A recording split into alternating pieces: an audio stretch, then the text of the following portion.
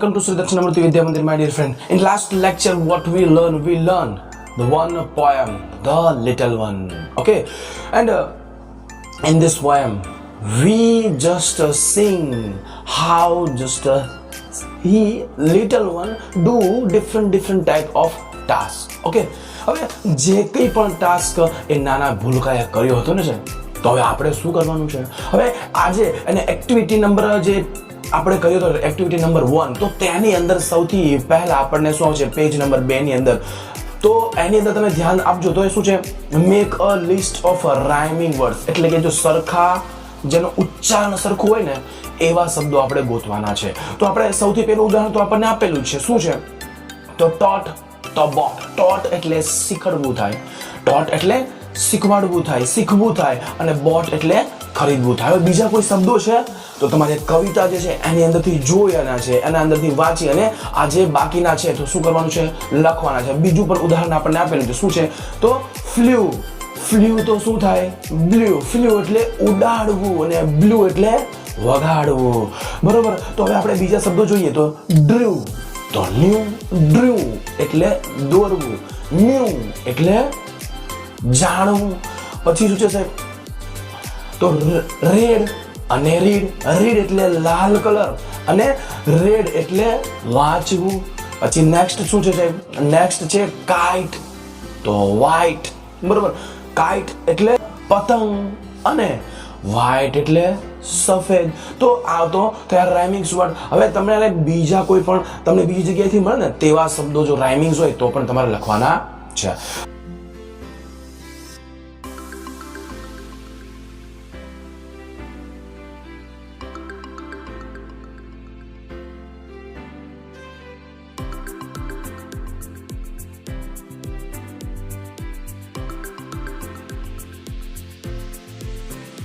હવે complete the table. આપણે નીચે એક ટેબલમાં આવી છે કે જેની અંદર શું કરવાનું છે. પહેલું જ તમને ઉદાહરણ આપેલું છે બેગ. બેગને આ કવિતાની અંદર શું કરવામાં આવે છે સાહેબ? તો બેગને શું ખરીદવામાં આવે છે. તો તેવી જ રીતે કાઇટ. કાઇટ એટલે પતંગ સાહેબ. પતંગને શું કરવાનું હોય છે? પતંગને તો ચગાવવાની. તો ચગાવવાને અહીંયા શું કહેવામાં આવે છે સાહેબ? કાઇટ તો ફ્લ્યુ. શું કરવામાં આવે છે? કાઇટ તો ફ્લ્યુ એટલે તેને ઉડાડવામાં આવે છે. પછી હવે શબ્દ આપ્યો છે કોટ. કોટ એટલે થાય પકડવું. તો હવે તમે યાદ કરો છો કવિતાની અંદર કે કોને પકડે છે પેલો નાનો ભૂલકો? તો તે પકડે છે બટરફ્લાય. બટરફ્લાય એટલે પતંગિયું.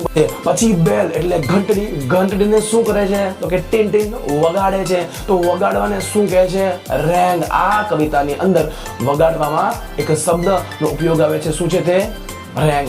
બરોબર. The little one see the bell and then he રેંગ. પછી આવે છે સોંગ. સોંગ એટલે ગીત. ભાઈ કોને ગીત ગાવાનું મન ન થાય? આપણે સરસ મજાની કવિતા પણ ગાઈ હતી. બરોબર. The little one. તો સોંગ તો શેંગ એટલે ગીત હોય તો ગાવાનું મન થાય, અને પિક્ચર હોય તો શું આપણને દોરવાનું મન થાય. બરોબર ને? તો બેગ તો બોટ, કાઇટ તો ફ્લ્યુ, અને પછી શું છે? બટરફ્લાય તો કોટ. પછી આવે છે બેલ તો રેંગ, સોંગ તો શિંગ, પિક્ચર તો ડ્રીવ.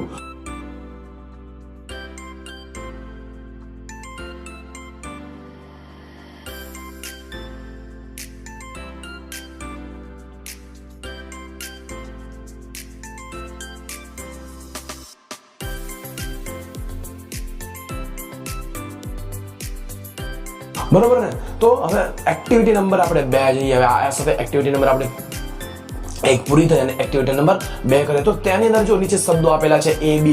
હવે તમારે શું કરવાનું છે? જો અહીંયા આગળ આ A B જે છે ને અહીંયા સાઈડમાં તમને ટેક્સ્ટ બુકની અંદર ખાલી જગ્યા B માં આપેલી છે. તો તે ગોતવાના છે અને શું આ B છે ને એ લખવાના છે. તો આપણે પહેલા ઉચ્ચારણ કરી લઈએ. તો શું છે? બાય તો બોટ, કેચ તો કોટ, ફ્લાય તો ફ્લ્યુ, બ્લો તો બ્લ્યુ, ડ્રો તો ડ્રીવ, નો તો ન્યુ, સિંગ તો શેંગ, અને રેડ તો રેડ.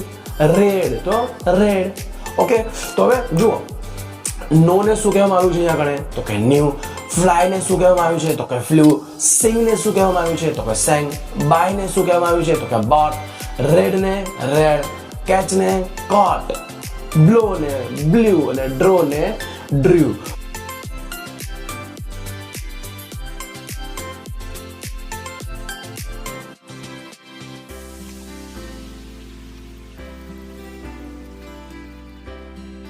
તો હવે તમારે પણ બુકની અંદર જે ખાલી જગ્યાઓ છે તે પૂરવાની છે, બરોબર ને મિત્રો? તો આ સાથે જ મિત્રો મને આશા છે કે તમે આટલું એક્ટિવિટી જે આપણે કરી એ તમને ખબર પડી ગઈ હશે મિત્રો. તો thanks for watching and have a nice day.